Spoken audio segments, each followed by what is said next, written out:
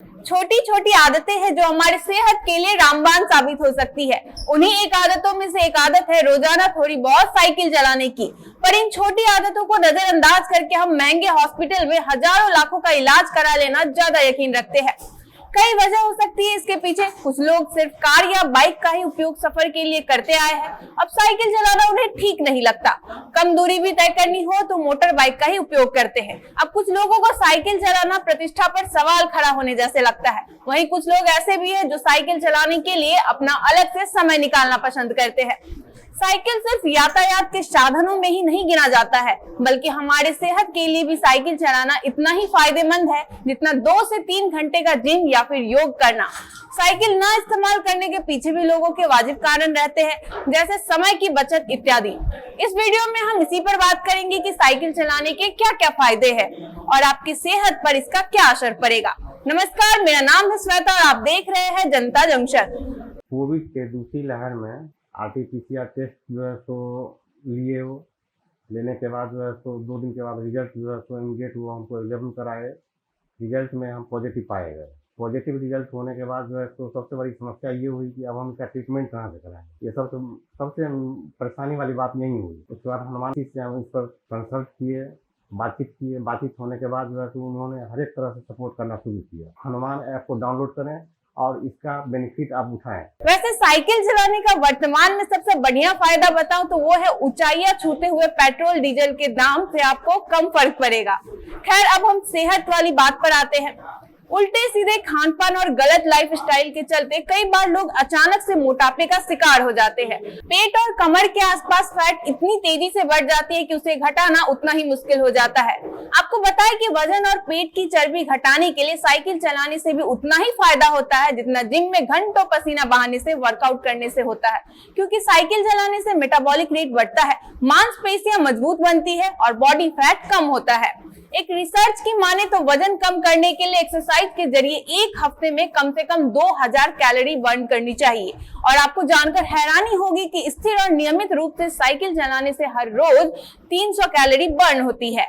ऐसे में आप जितना ज्यादा साइकिल चलाएंगे आपकी कैलोरी उतनी ज्यादा बर्न होगी और शरीर से फैट कम हो जाएगा। लेकिन इसके लिए बेहद जरूरी है कि आप साइकिल चलाने के साथ साथ हेल्दी डाइट भी लेते रहें। कैलोरीज बर्न करने में मदद करने के साथ साथ साइकिल चलाने के और भी कई तरह के फायदे हैं। साइकिल चलाने से कई तरह की गंभीर बीमारियों से भी बचा जा सकता है। गंभीर बीमारियों से बचना यानी इसे यूं भी कह सकते हैं कि साइकिल चलाने से लोगों की उम्र बढ़ेगी। साइकिल चलाने से आप हृदय से जुड़ी बीमारियां, स्ट्रोक, डायबिटीज, डिप्रेशन से बच सकते हैं। साइकिलिंग एक लो इम्पैक्ट एक्सरसाइज है जिसे हर उम्र के लोग आसानी से एंजॉय करके कर सकते हैं। साइकिल चलाने से मानसिक स्वास्थ्य रोग जैसे अवसाद, तनाव और चिंता को कम किया जा सकता है। लगातार तेज पैदल चलने से 300 से 350 कैलोरी हर घंटे बर्न होती है। साइकिलिंग के मुकाबले यह आधी है। यह बात सही है कि वजन घटाने के उद्देश्य से साइकिल चलाना बेहतर विकल्प है, लेकिन पैदल चलने से भी अनेक फायदे हैं। वजन बढ़ने और कम होने का सीधा सीधा संबंध होता है कैलोरी बर्न होने से। यदि आपने जितना खाया है उतनी कैलोरी बर्न नहीं होती तो आपका वजन बढ़ सकता है, और यदि आप जितनी कैलोरी बर्न कर देते हैं और उतना कैलोरी नहीं खाते हैं तो आपका वजन कम हो सकता है। जिन लोगों का वजन नहीं बढ़ता वो अक्सर कहते हैं कि मैं सब कुछ खाता हूँ लेकिन मेरा वजन नहीं बढ़ रहा।